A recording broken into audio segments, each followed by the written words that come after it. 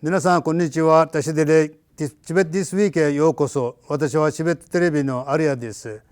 チベットやダライラマ法王、そして中央チベット政権に関する1週間のニュースをお送りします。それではヘッドラインを見ていきましょう。ダライラマ法王が欧州連合首脳会議の合意を歓迎。ダライラマ法王がチャンドラクリティの宇宙論の法話会を開催。ダライラマ法王と中央チベット政権が故ジョン・ルイス氏とアーサム州洪水被害者を追悼。ダライラマ法王を賛美する歌を歌った罪でチベット人2人を中国が投獄。ロシアの科学者と仏教僧院の合同プロジェクトが僧侶の研究者を招待。イタリアのバンキー国会議員がイタリアの中国に対する立場に疑問を呈する。中国の夜チベットに関するセミナーの開催は国連で中国の体制を保つ試みに過ぎないと中央チベット政権情報長官が語る。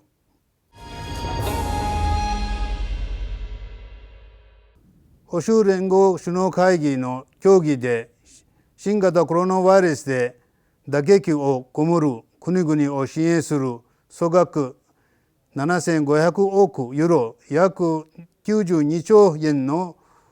復興基金が合意に達したことを受け、ダライラマ法王は今週火曜日、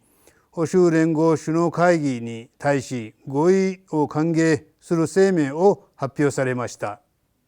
ダライラマ法王は欧州連合が今回も加盟国すべてに共通の利益を交流することが重要であることを実証したものであり、空境に直面した時にも共通の利益を交流してお互いに協力することは他に地域の人々も従うべき手本になるでしょうと述べられました。ダライラマ法王は先週火曜日よりナレンダーシクシャの依頼によりチャンドラクリティの宇宙論の法話会を3日間にわたって行われました。ダライラマ法王はシャクソンの師匠体について、感情を持つ一切の主情は苦しみを望みません。シャクソンはまず苦しみを説かれたのはそのためなのですと語られました。Nirodha is complete elimination about the source of suffering, cause of suffering. Then fourth marg,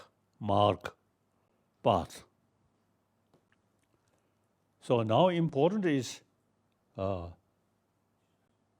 we have to analyze or investigate the cessation of all these the negative emotion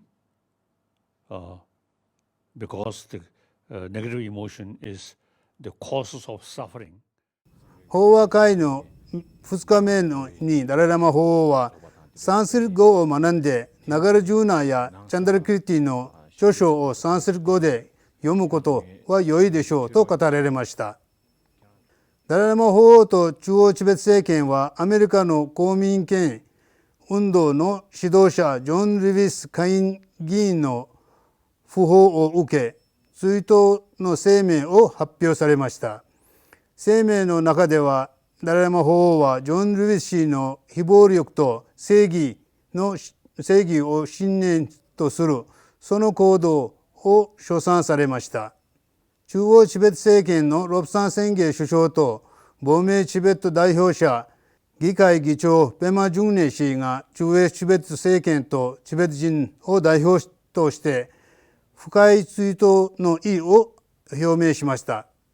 またダライラマ法王はインドの東北にあたるアサム州で発生した洪水の犠牲者の遺族に心を寄せられ、ダライラマ法王基金より被災者の救助や復旧の寄付を行われました。アサム州首相サルバ・アナンダソノワール氏はダライラマ法王のご支援への感謝の気持ちをツイッターに表明しました。7月上旬、感動セテンとチェゴの2人のチベット人に対し、中国の裁判所がそれぞれ7年と3年の懲役判決を下ろしました。2人はダライラマ法王を賛美する歌を作曲して歌い、広めたことに対し、国家に対する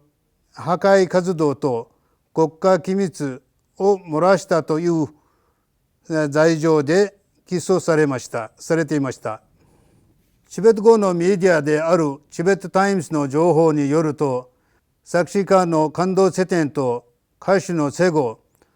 無名のチベット人女性はダライラマ法王を賛美する言うが、中国のソーシャルメディアに出回った後、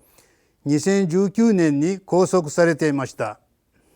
ロシアの科学者と仏教僧院による合同プロジェクトで意識の状態の変化とトゥクダムの状態を研究するための今後の活動や訓練に僧侶の研究者たちが招待されました。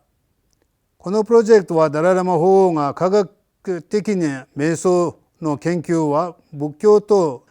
西洋の科学者が共に実施すべきものであると考えのもとで始まったものです。